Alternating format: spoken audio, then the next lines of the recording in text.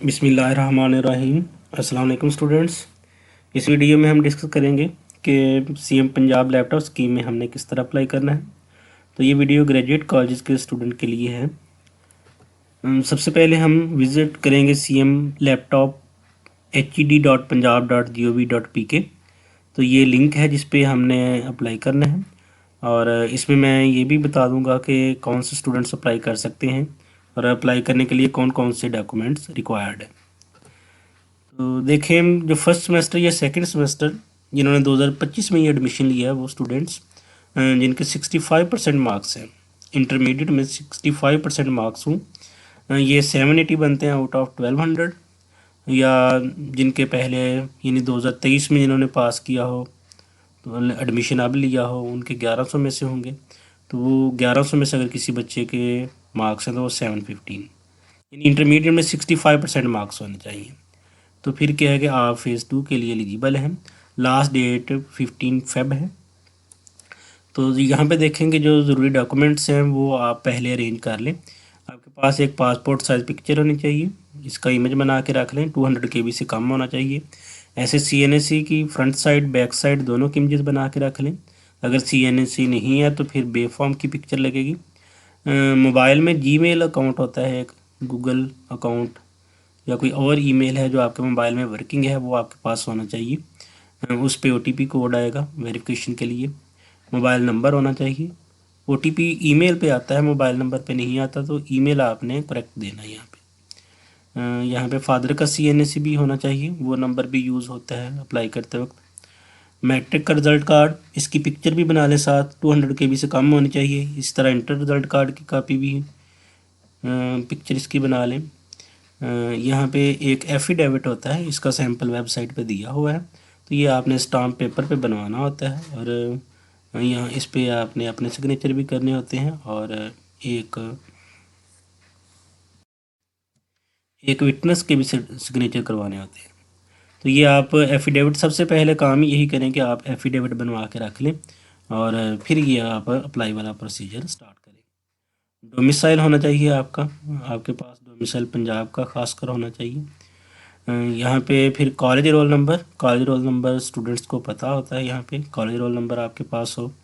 University का registration number, almost सभी students को रजिस्ट्रेशन नंबर मिल चुके हैं। जिनको नहीं मिले वो यहाँ पे कॉलेज रोल नंबर भी यूज़ कर सकते हैं। तो ये ज़रूरी चीज़ें हैं जो आपके पास पहले होनी चाहिए। अप्लाई करने से पहले ये चीज़ें आप अरेंज कर लें। तो इसके बाद फिर आप अगेन इस वेबसाइट पे जाएंगे, ये CM Punjab CM laptop HED.punjab.gov.pk। तो इस पे आप विज़िट करेंगे। विज़िट करने के बाद सबसे पहले यही पेज आपका ओपन होगा। इसके बाद आपने यहाँ पे देखें, ये साइन इन या साइन अप। तो जब हम फर्स्ट टाइम अकाउंट क्रिएट करते हैं तो पहले हम साइन अप पे क्लिक करेंगे। तो जब हमारा अकाउंट बन जाएगा उसके बाद फिर हम साइन इन पे आके क्लिक करके दोबारा लॉगिन करेंगे। तो सबसे पहले आपने साइन अप पे क्लिक करना है। साइन अप के क्लिक करने के बाद यहाँ पे ये आपके पास एक स्क्रीन शो होगी। इसमें आपने अपना नाम, ईमेल, जिस पे आपको OTP रिसीव होगा, ये बिल्कुल करेक्ट लिखना है। मोबाइल नंबर लिखें यहाँ पे। CNSE स्टूडेंट अपना CNSE नंबर लिखेगा। अगर CNSE नहीं बना हुआ फिर यहाँ पे बे फॉर्म नंबर यूज़ होगा। तो कोशिश करें कि सारे स्टूडेंट्स जिनकी एज 18 ईयर कंप्लीट है वो अपना CNSE के लिए भी अप्लाई करें। यहाँ पे पासवर्ड चूज़ करना है। कोशिश करें कि इसमें एक कैपिटल लेटर यूज़ कर लें और साथ कोई सिंबल भी यूज़ कर लें। यहाँ पे कंफर्म करेंगे पासवर्ड। फिर यहाँ पे जब हम करते हैं ना, ये डाटा सारा एंटर करने के बाद कैप्चा एंटर करते हैं, तो समटाइम ये होता है क्योंकि हमें टाइम लगता है ये डाटा एंटर करते वक्त, तो तब तक ये एक्सपायर हो जाता है। तो यहाँ पे इसको एक दफ़ा रिफ़्रेश कर लें। जो न्यू यहाँ पे कैप्चा आएगा वो यहाँ पे आप इंटर करेंगे। इंटर करने के बाद फिर आप यहाँ पे साइन अप पे क्लिक कर देंगे। साइन अप पे क्लिक करने के बाद आपको 4 डिजिट्स OTP रिसीव होगा। वो आपने ईमेल यानी गूगल अकाउंट या जीमेल जिसको हम बोलते हैं वो जाके आपने ओपन करना है। वहाँ पे आपको OTP मिलेगा। तो वो यहाँ पे आपने 4 डिजिट्स का OTP, जो स्क्रीन के सामने 4 डिजिट्स बने होंगे, वहाँ पे OTP इंटर करना है।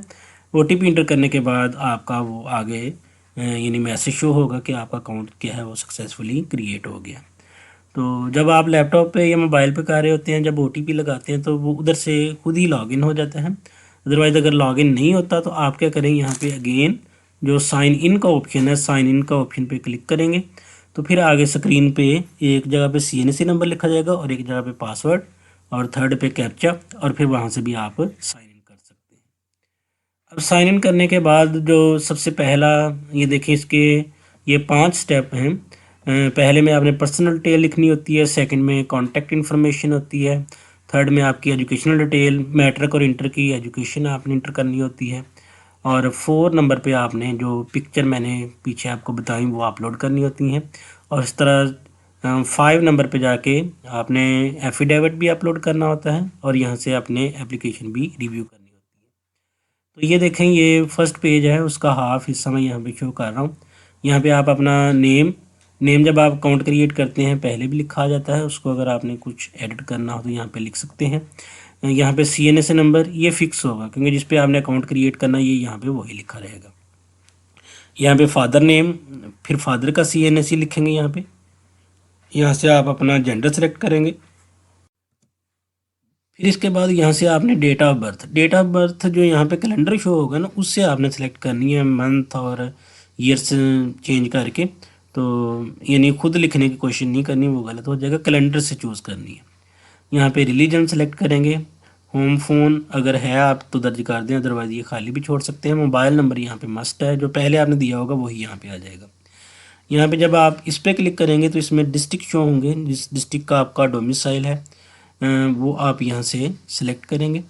और इसके बाद फैमिली इनकम, जो भी फैमिली इनकम है, होनहार स्कॉलरशिप अगर आपको मिला हुआ है तो आप यस कर दें, या आपका लिस्ट में नाम है फिर भी यस कर दें, अगर लिस्ट में नाम नहीं है तो फिर आप नो रहने दें।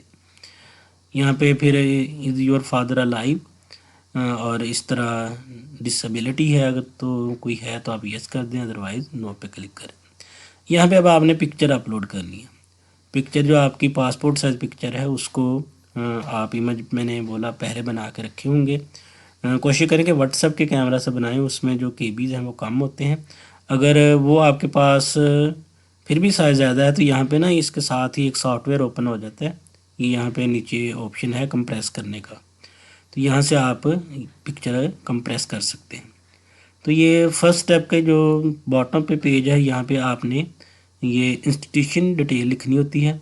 तो यहाँ पे सबसे पहले आपने ये कॉलेज सेलेक्ट करना है कि जितने भी ग्रेजुएट कॉलेज हैं ये यूनिवर्सिटी से एफिलिएटेड होते हैं, तो यहाँ पे हमने यूनिवर्सिटी नहीं कॉलेज सेलेक्ट करना है। फिर यहाँ पे जब आप कॉलेज इधर सेलेक्ट करेंगे इधर आपके कॉलेज का नाम लाजमी होगा, तो जिस कॉलेज में आप स्टडी कर रहे हैं उस कॉलेज का नाम आपने सेलेक्ट करना है। बॉयज़ के साथ B नहीं लिखा था, वुमेन कॉलेज के साथ मोस्टली W लिखा आता है।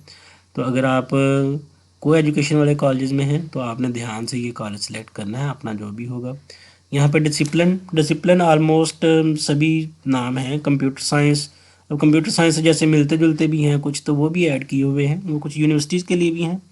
तो जो कॉलेज में हैं वो ज़ाहिर है कंप्यूटर साइंस है, केमिस्ट्री है, मैथमेटिक्स है, फिज़िक्स है, तो वो बिल्कुल सिंपल उसका नाम जो भी है वो सारे लिस्ट में दिए हुए हैं, वो आपने सेलेक्ट कर लेने।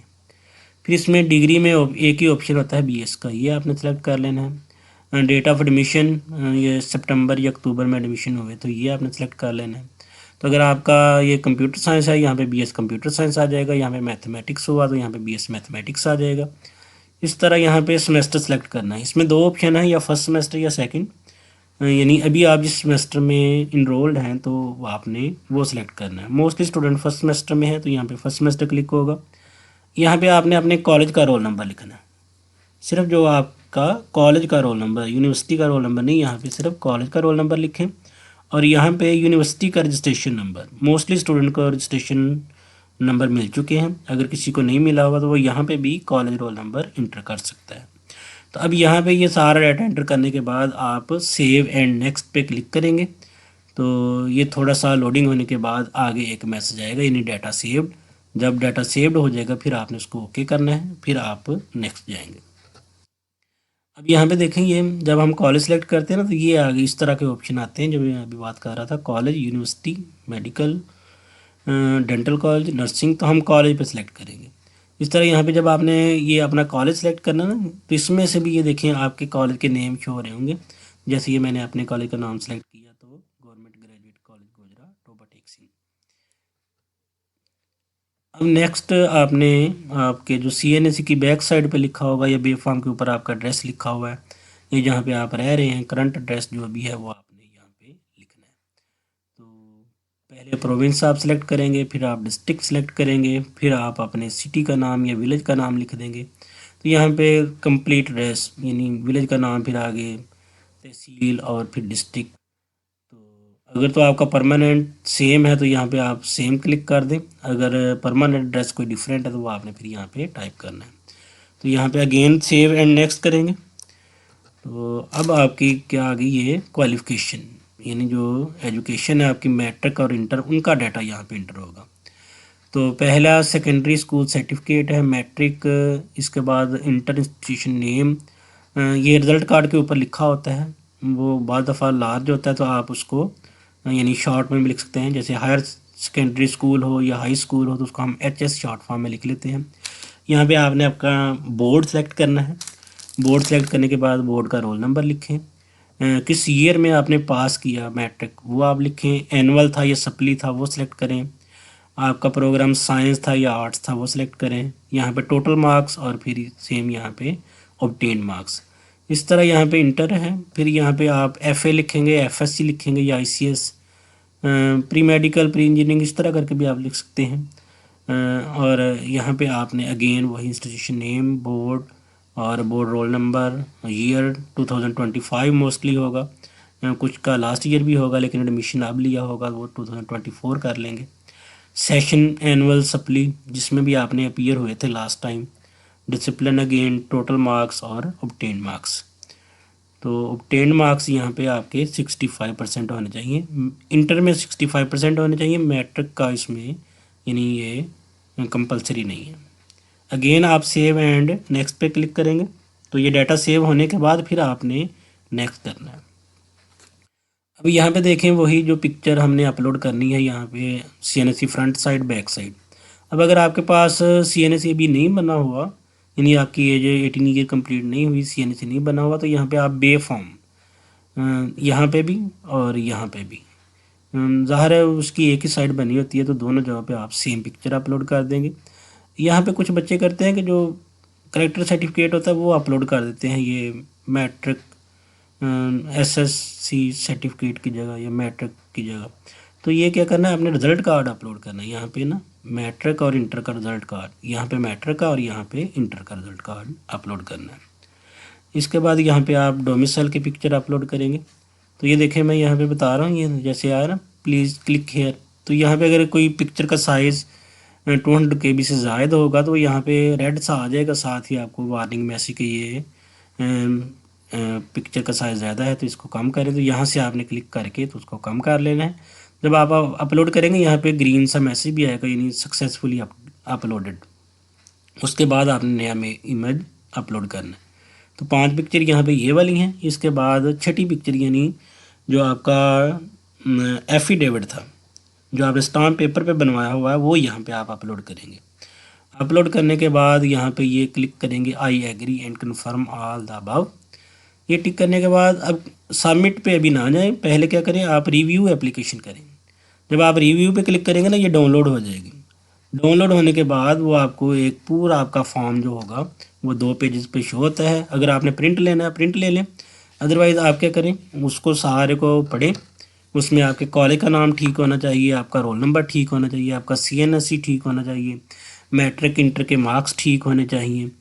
तो ये जो ज़रूरी चीज़ें हैं ये बिल्कुल ठीक होनी चाहिए। और फिर आपने जब आप चेंज यानी देख लेते हैं कि सारी चीज़ें बिल्कुल ओके हैं तो फिर आप यहाँ पे सबमिट करेंगे। अगर आपको लगता है जैसे किसी के मैट्रिक के मार्क्स गलत हो गए हों तो वो पीछे जाके सेम यानी यहाँ पे किसी भी स्टेप में जाकर आप उसको चेंज कर सकते हैं। फॉर एग्ज़ाम्पल यानी एक बच्चे ने यहाँ पे ईयर सेलेक्ट करना था वो 2022 कर लिया जबकि 2023 करना था। तो अब ज़ाहिर है कि जब आप रिव्यू में पढ़ रहे हैं वहाँ पे 2022 आ रहा होगा तो आपने क्या करना है इसको 2023 कर लेना है। अब ये भी हो सकता है कि आप यहाँ पे 23 कर लें लेकिन ये जो ऊपर है ना ऑप्शन वहाँ से आप क्लिक करके नेक्स्ट स्टेप पे चले जाएं तो वो सेव नहीं होगा। यहाँ से अगेन इसको एक दफ़ा सेव एंड नेक्स्ट करेंगे तो फिर वो सेव होगा और फिर आपने ये अगेन कोई गलती निकलती है तो फिर भी आप अगेन दोबारा उसको रिव्यू करेंगे, क्या जो आपने गलती ठीक की क्या वो दुरुस्त हुई है या नहीं। तो रिव्यू में आपकी वो जो मिस्टेक होगी वो ज़ाहिर है कि आपने सेव किया था वो ठीक हो जाएगी। तो अब आप उसको अगेन सारा पढ़ने के बाद आप समझते हैं कि ये बिल्कुल ओके है, तो आप क्या करें, उसको यहाँ पे सबमिट पे क्लिक कर दें। सबमिट पे क्लिक करने के बाद फिर आपको इस तरह की ये स्क्रीन शो होगी। तो इसमें ये कुछ प्रोसेस हैं, यानी यहाँ पे आपका इंस्टीट्यूशन नेम लिखा आ रहा होगा, सबमिशन डेट यहाँ पे पेंडिंग लिखा आ रहा होगा अभी, और यहाँ पे ये आपने अपनी जो एप्लीकेशन है वो डाउनलोड कर लेनी है, उसका प्रिंट ले लेना है। तो ये आपने अपने कॉलेज के जो फोकल पर्सन हैं उनको आपने विज़िट करके चेक करवा लेना है कि हमारी कोई मिस्टेक तो नहीं है। तो फिर ये होगा कि जैसे ही ये वेरिफिकेशन का अमल शुरू होगा तो यहाँ पे पहले पेंडिंग में आ रहा होगा। तो अगर तो आपकी एप्लीकेशन में कोई भी मिस्टेक ना हुई तो वो वेरीफाई कर दिया जाएगा। अगर कोई मिस्टेक होती है तो जो फोकल पर्सन है वो आपकी एप्लीकेशन रिटर्न कर देंगे एक दफ़ा। जब एक दफ़ा रिटर्न होती है तो फिर एक एडिट का ऑप्शन मिलता है। तो कोशिश करें कि आप फोकल पर्सन के पास जाएं और उनको बताएं कि मेरी ये मिस्टेक थी, और वहाँ पे आप एप्लीकेशन रिटर्न करवाएं, और रिटर्न करवाने के बाद उधर ही आप एडिट करें, और एडिट करने के बाद फिर आप सबमिट करें, क्योंकि जो एडिट का ऑप्शन है वो सिर्फ एक दफ़ा आएगा। तो इसलिए आप कोशिश करें कि फोकल पर्सन के पास चले जाएं, तो और वहाँ पे फिर आप अपनी एप्लीकेशन एडिट करवाने के बाद फिर सबमिट करें। अब यहाँ पे जो आप एप्लीकेशन डाउनलोड करेंगे ना उसके ऊपर एक क्यूआर कोड बना होता है, तो ज़ाहिर है आपने प्रिंट ले लेना है। तो बाद में जब भी आप वो क्यूआर कोड स्कैन करेंगे ना मोबाइल से या क्रोम ब्राउज़र पे जाके स्कैनर की मदद से वो आप स्कैन करते हैं, तो वो आपकी एप्लीकेशन की अपडेट जो होगी ना उसके सामने आ जाएगी, यानी ये पेंडिंग में है या भी वेरीफाइड है या नॉट वेरीफाइड है या आप सिलेक्टेड हैं। यानी प्रोसेस जब भी आपने देखना हो कि मेरी एप्लीकेशन यानी आपने ट्रेस करनी हो तो सिर्फ क्यूआर कोड स्कैन करें, फिर ये आपको वो लॉगिन वगैरह करने की ज़रूरत नहीं पड़ेगी। तो वो आपने क्यूआर कोड जो है ना वो संभाल के रखना है, इसलिए मैंने कहा आपने एप्लीकेशन का प्रिंट लेके एक अपने पास रख लेना।